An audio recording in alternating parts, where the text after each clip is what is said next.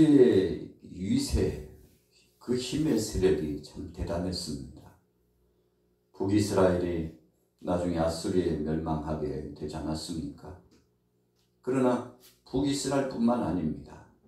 남쪽 유다였던, 오늘 본문의 히스기야 왕이 남유다의 왕입니다만 남쪽도 적지 않게 유린당하고 고통을 많이 당했죠.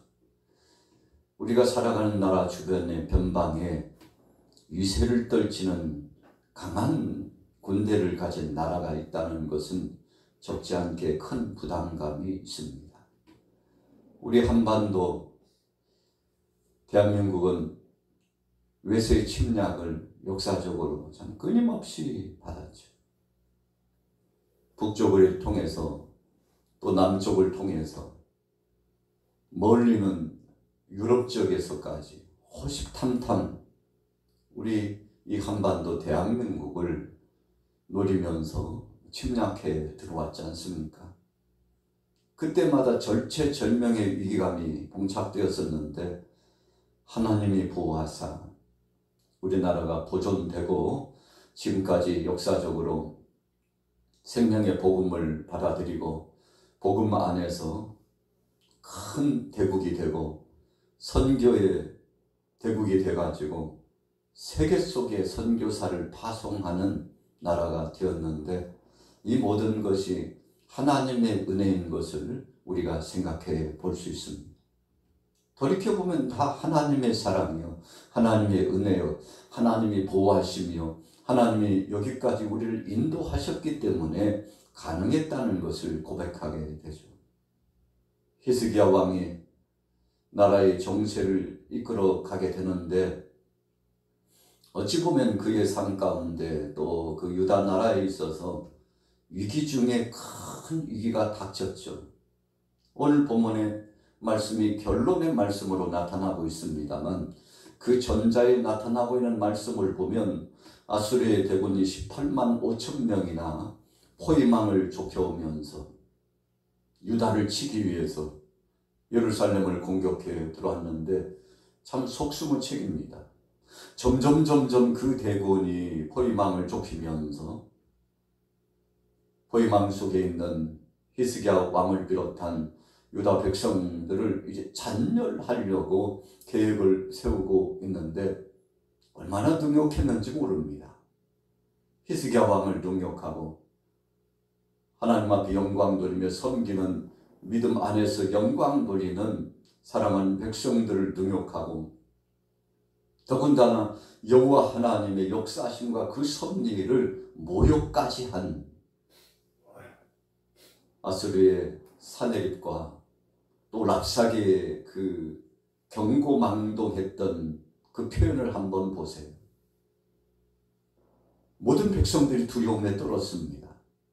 그러나 그 사면초가 절체절명의 위기감 속에도 히스기야 왕은 사람 바라보지 않고 또 군사력 보지 않고 자신의 지혜에 의지하지 않고 하나님을 전폭적으로 의지하고 하나님을 의뢰하고 하나님 앞에 엎드려서 기도하면서 청원하게 되었던 거죠. 이유가 무엇인가요?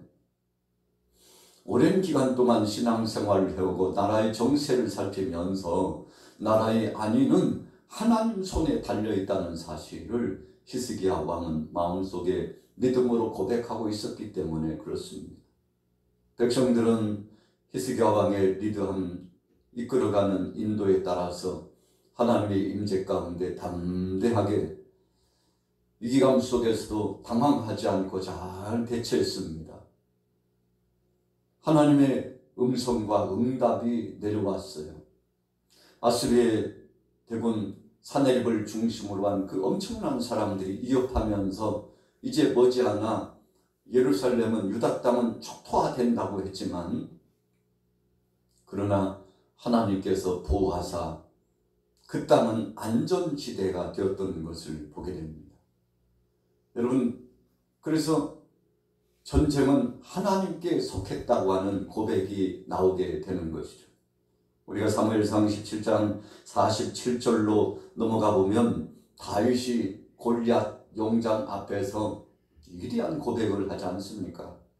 칼과 창과 단창을 가지고 와서 위협하고 여호와 하나님을 이름을 망령되이 일컬고 사울왕을 비롯한 이스라엘 백성들을 욕보이는 그를 향하여서 담대하게 선포합니다.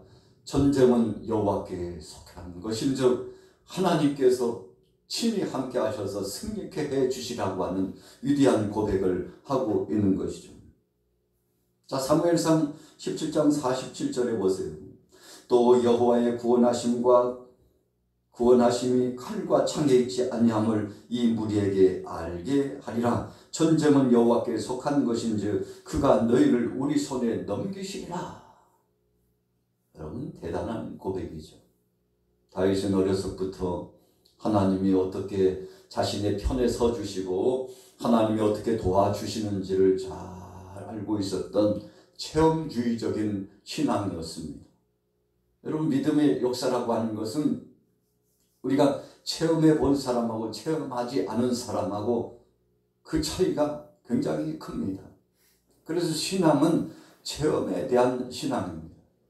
욥이 어려움 속에 참 죽을 지경 같은 고통을 당했으나 하나님은 한 번도 자신을 버린 적이 없다고, 앞으로도 그러실 것이라고, 하나님께서 주신 복도 받았지만 세상 사람들이 말하는 화, 저주도 능히 믿음으로 감내하겠다고, 그것까지도 받겠다고 했지 않습니까?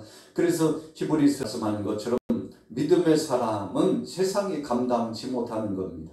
그래서 믿음은 바라는 것들의 실상이요 보이지 않는 것들의 증거라고 말씀했는데, 여러분, 믿음이라고 하는 것은 행동으로 드러나는 겁니다. 열매로 나타나는 것이죠.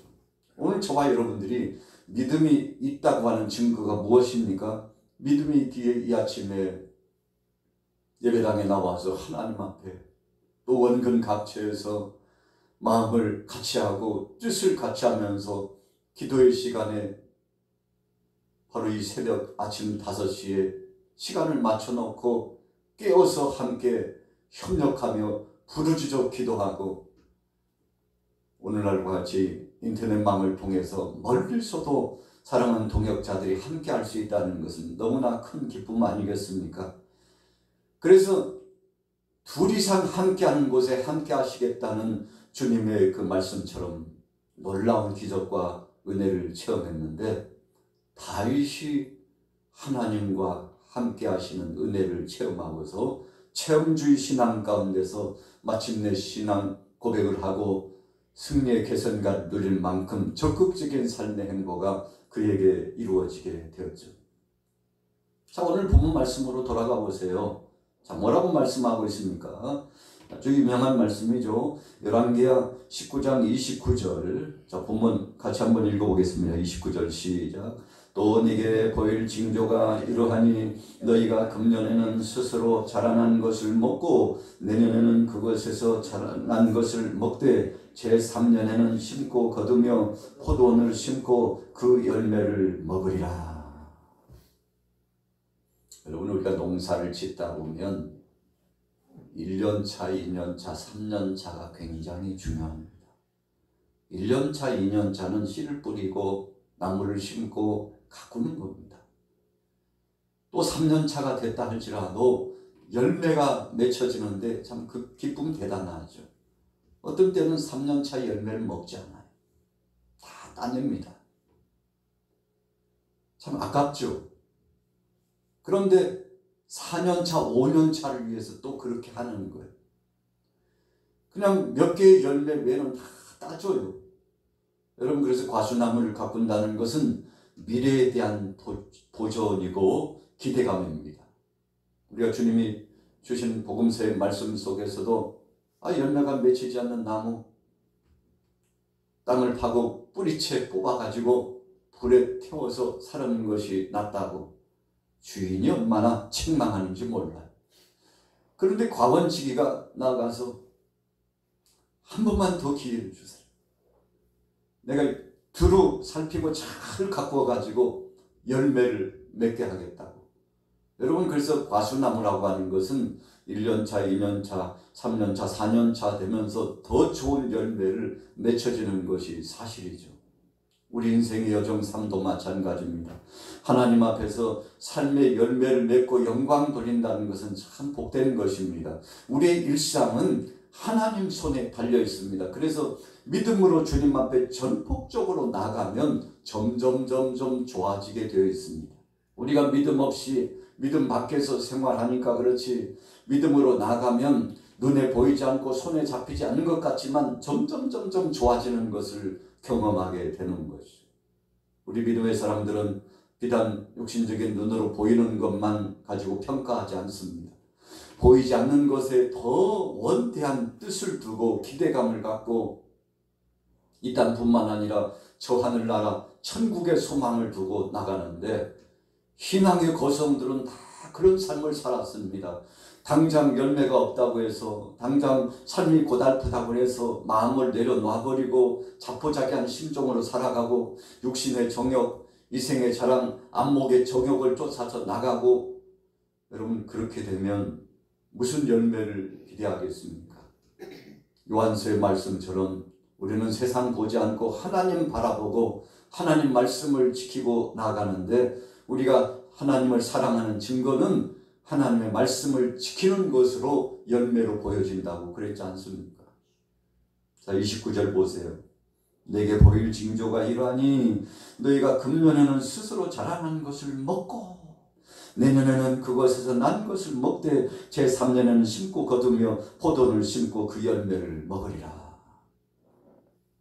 1년차, 2년차, 3년차가 달랐다는 겁니다. 전쟁의 위기감 속에서 나라가 참 말이 아니에요. 참 힘듭니다.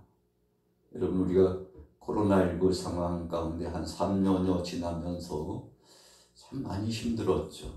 우리가 교회 안에서도 그랬고 나라 안팎에서도 전 세계적으로 많은 어려움들을 겪었습니다.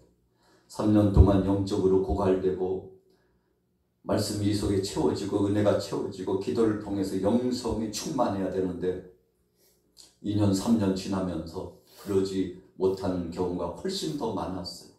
그러다 보니까 사람들이 악만 남아가지고 깡만 있어가지고 은혜는 없고 육신적인 소욕과 인간적인 생각을 가지고 마치 냉혈 인간처럼 여러분 그렇게 나가서 하나님의 은혜 없이 살다 보니까 깨어져 버리는 그릇처럼 깨어지는 것이 많고 파손하는 배처럼 무너져 버리는 것들이 나라 안팎의 지역 공동체 안에 참 엄청난 것들이 지나갔지 않습니까? 그럼에도 불구하고 그 와중에도 아이고 참 난리도 이런 난리가 없었지. 우리가 어떤 때는 웃으면서 이야기거리 중에 난리도 이런 난리가 없지. 6.25 이후에 참 최악의 난리 같아 라고 이야기합니다만 여러분 지나간 몇 년 동안에 엄청난 일들이 지나갔지 않습니까? 그 와중에 끝까지 믿음을 사수하고 하나님 앞에 영광 돌리며 인내심을 갖고 하나님은 살아 역사하신다고 하나님께서 모든 것 중에 친히 역사하여 주셔서 결과를 책임져 주실 것이라고 여러분 믿음을 가졌던 많은 교회와 성도들이 또 대통령을 중심으로 한 많은 지도자들이 참 어려움 속에서도 위기를 극복하고 마침내 승리할 수 있는 역사가 이루어지게 되었지 않습니까? 정상적으로 예배가 이루어지지 않았던 바로 그때 그럼에도 불구하고 사랑하는 교우들이 온 국민들이 연합해가지고 힘을 다하고 뜻을 다했는데 참 지금 지나놓고 보면 추억이 되었죠. 그러나 그 당시 시절을 돌이켜보면 참 감당하기 힘든 상황이었죠. 오늘 본문도 마찬가지였습니다. 제3년에는 심고 거두며 포도원을 심고 그 열매를 먹으리라. 3년 만에 대단원의 회복의 역사가 나라 안에 찾아왔는데 얼마나 기쁜지 몰라요. 여러분 이 말씀은 하나님의 약속으로 주신 말씀입니다. 히스기야 왕에게 주신 말씀이죠. 유다 백성들에게 주신 말씀입니다. 오늘날 이 시대에 이 말씀을 가지고 우리의 삶의 재조명해 보면 하나님이 그렇게 말씀합니다. 하나님 떠나지 않고 믿음대로 살면 만사형통, 이 만사형통이라는 것은 하나님 뜻 안에서 살든지 죽든지 어렵든지 좋을든지 여러분, 하나님께서 책임져 주신다는 믿음으로 나가면 하나님께서 그 결과를 열매 맺게 해 주신다는 신앙 아니겠습니까? 오늘 히스기야가 사랑하는 백성들과 더불어서 참 놀라운 경험을 했죠. 밤사이에 유다 땅 예루살렘을 포위에 들어와 가지고 이제는 죽었구나 했는데 하나님께서 이 아수르 대군 18만 5천 명을 하룻밤 사이에, 여러분, 유다 백성들은 손 하나 까딱하지 않았습니다. 히스기야 왕도 마찬가지예요. 하나님 앞에 맡기고 믿음으로 갔더니 하나님께서 밤사이에 천사를 급파해 가지고 아수르 대군을 물리쳐 주시고 사내립이 놀래 가지고 도망가서 자기가 믿고 있는 우상 신상 앞에 갔는데 거기서 아주 무참하게 죽임을 당하게 되지 않았습니까? 여러분, 왜 그렇게 됐나요? 하나님 영광 가리고 여호와의 이름, 그 전능자 이름을 능욕하고 욕보인 그 대가가 참 참혹했습니다. 왜 그런가요? 하나님은 살아계시기 때문에. 골리앗이 그 용장이라고 하나님의 백성들을 능욕하고 여호와의 이름을 망령되이 일컬다가 믿음의 사람 다윗 앞에서 물맷돌 하나에 거꾸러지고 소년에게, 그것도 자기 칼을 내 목베임을 당하는, 참 이런 수모와 수치가 어디 있습니까? 누가 하신 겁니까? 하나님이 하셨죠. 오늘 본문 말씀 보세요. 열왕기하 19장 35절. 자, 35절부터 읽습니다. 시작. 이 밤에 여호와의 사자가 나와서 아수르의 진영에서 군사 18만 5천 명을 친지라. 아침에 일찍이 일어나 보니 다 성장이 되었더라. 아수르 왕 사네립이 떠나 돌아가서 니느웨에 거주하더니 그가 그의 신 니스록의 신전에서 경배할 때에 아들 람멜렉과 사라셀이 그를 칼로 쳐 죽이고 아랄 땅으로 그들이 도망함에 그 아들 알살 할돈이 대신하여 왕이 되니라. 여러분, 하나님이 하셨다. 우리는 참 여러 가지 우여곡절의 어려운 상황을 지나면서 그런 고백을 하는 거죠. 히스기야 왕 기가 막혔을 겁니다. 이제 우리가 포위망이 좁혀오고 비상식량도 다 떨어지고 이제는 죽었구나 라고 생각했는데 하나님은 약속대로 함께 하셔서 살리는 기쁨과 축제의 역사를 경험하도록 해주셨는데 참 감격스러운 것이죠. 여러분, 그래서 우리 인생의 무대는 하나님의 손의 역사에 달려있습니다. 우리 양화교회도 하나님 손에 달려있습니다. 여러분들의 가정의 생업도 마찬가지, 여러분들의 자녀, 손주까지, 여러분 제1세대, 2세대, 3세대, 4세대 광야 40년 동안 출애굽했던 백성들 약속의 땅 가나안 땅에 들어가기까지 제1세대도 그랬지만 2세대, 3세대, 4세대를 하나님이 다 지켜주셨잖아요. 손발이 부르트지지 않고 옷이 휘어지지 않고 만나와 매출하기로 함께 하셨던 그 하나님, 약속의 땅에 들어가 가지고 첫 추수의 양식을 먹은 그 다음날 만나가 끊겼다고 했지 않습니까? 하나님이 얼마나 세미하신 하나님인지 몰라요. 그래서 우리는 하나님의 그 깊고 깊은 것을 다 들여다볼 수 없습니다. 하나님의 오묘하신 그 섭리를 우리가 다 말할 수 없습니다. 그래서 우리는 어떤 상황 속에 있든지 간에 늘 믿음을 가지고서 하나님 앞에 맡기고 가는 것인데, 올 한 해 여러분들 가정의 범사에도 이런 기적의 역사가 체험되기를 예수님의 이름으로 축복합니다.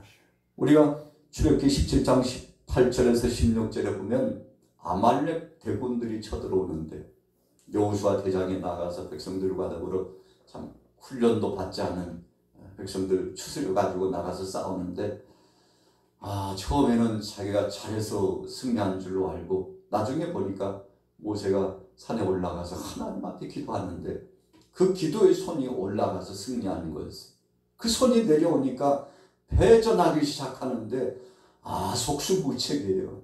그 광경을 봤던 아론과 홀이 모세의 기도하는 손이 내려오지 않도록 양손을 받치고 아래쪽에 돌을 받쳐놓고 함께 동역했더니 하나님께서 그 손이 내려오지 않음에 여호수아가 이끄는 하나님의 백성들이 승리할 수 있도록 역사해 주셨는데, 여러분, 이 모든 것의 결과는 하나님이 대신 싸워주셨다는 거예요. 그래서 여호와 니시 아닙니까? 하나님께서 승리케 해주셨다는 거죠. 오늘 하루를 어떻게 살아가시겠습니까? 오늘 히스기야가 믿음으로 나갔더니 하나님이 책임져 주시고, 다윗이 믿음으로 나가서 전쟁은 여호와께 속한 것이다 했더니 하나님이 그 고백처럼 되게 해주셨잖아요. 하나님은 우리의 고백을 들으십니다. 기도 소리를 들으시고 또 한편에 불평하고 원망하는 소리도 다 들으십니다. 우리만 듣는 것이 아니고 하나님이 들으십니다. 또 악한 사탄 마귀들도 들어요. 마귀도 듣고 귀신들도 들어요. 여러분, 그렇기 때문에 우리가 믿음의 말을 하고 믿음의 기도를 하면 하나님이 들으시고 악한 권세들은 한 길로 왔으나 일곱 길로 떠나갑니다. 여러분, 그래서 믿음 없는 말을 계속하면 계속 쪼그라듭니다. 여러분, 주위 한번 보세요. 불평하고 원망하는 사람 치고 잘 되는 사람이 있나요? 절대 잘 되지 않습니다. 왜 그런가요? 그 말의 씨가 결과를 가져오기 때문에 그렇습니다. 하나님은 믿음의 말, 하나님 앞에 영광 드리는 찬송의 고백, 하나님이 역사하신다는 위대한 신앙의 고백, 이런 말을 하는 사람들 속에 역사하셔서 우리가 전무후무할 만큼 역사적인 상황은 그렇게 되지 않습니까? 오늘 여러분들 이 믿음을 가지고 주님 오시는 날까지 승리하게 되시기를 예수님의 이름으로 축원합니다.